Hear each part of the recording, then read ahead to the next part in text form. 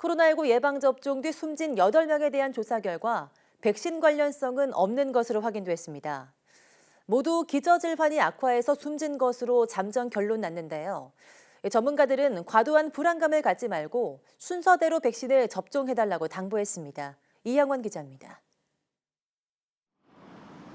지난달 26일부터 시작된 코로나19 백신 접종 뒤 사망 신고 사례는 11명입니다. 요양병원이나 정신의료기관 입원 환자로 모두 기저질환이 있습니다.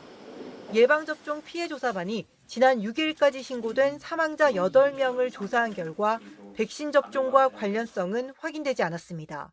예방접종 후 이상 반응과 사망과의 관련성이 인정되기 어려운 것으로 잠정적으로 결정을 내렸습니다. 최종 부검 결과를 확인하여 추가 평가를.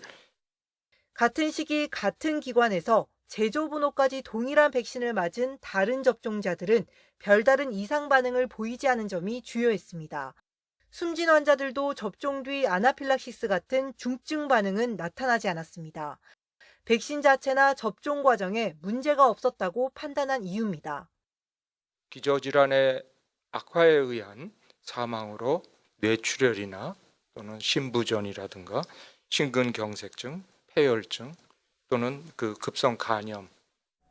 이 밖에 이상 반응 신고 사례 3천여 건 대부분은 가벼운 증상이었는데 근육통이 가장 많았고 발열과 두통, 오한 순으로 나타났습니다.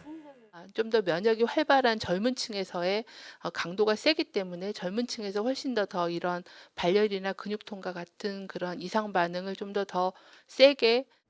접종 뒤 흔히 나타나는 면역 반응으로 과도한 불안감을 가질 필요가 없다는 겁니다.